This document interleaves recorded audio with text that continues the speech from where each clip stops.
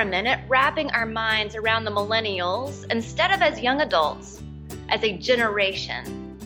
A generation means a group of people that are born at approximately the same date range and who thus share similar cultural experiences. So, just for example, here are some obvious experiences that are shared by many millennials in the United States. First, we're the grandchildren of the greatest generation. That means that we can get together and we can share family stories about where our grandparents, our grandfathers, and grandmothers were during World War II, whether that was on a ship in the Pacific Ocean or, as my grandparents were, in the Japanese internment camps in Utah. We're the children of baby boomers, a generation which, and this is very important to our conversation, is still in charge. They're in charge of the country, of politics, and they are still pretty much in charge of the church. Culturally, as the millennials were going to middle school and high school, J.K. Rowling was publishing her first books of the Harry Potter series, and anyone my age and younger can tell you all about Dumbledore and Lord Voldemort and the Tri-Wizard Tournament.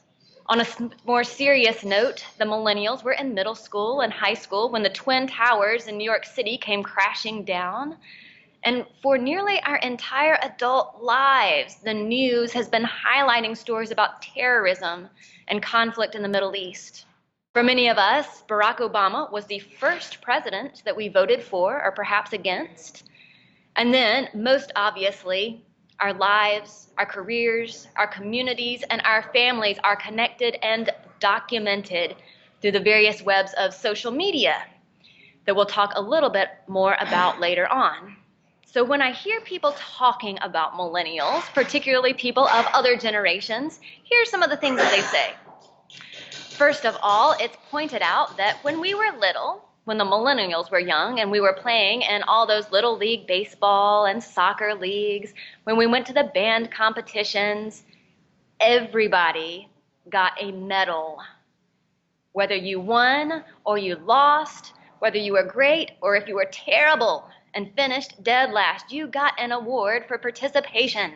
That is the sort of thing that our critics say has led to a sense of entitlement and the expectation that good things and affirmation ought to come to you whether you have done a good job or not.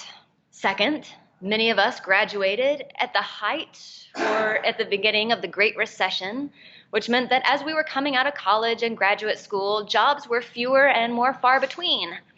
And some of us ended up just sort of moving back home with our parents. Some have been there ever since. And at its worst, this has led some folks to perceive us as lazy, without perseverance, or at least late to launch.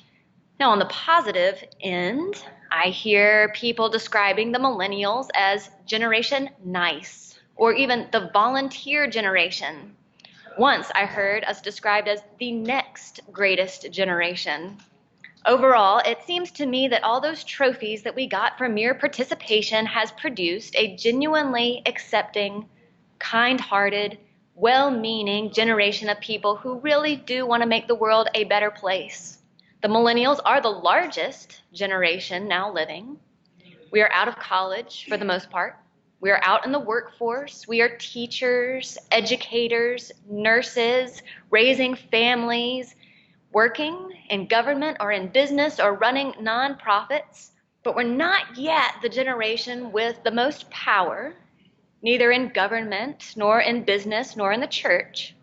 And that is precisely why the Episcopal Church and other mainline denominations may end up changing so much and so rapidly over the next decade or two.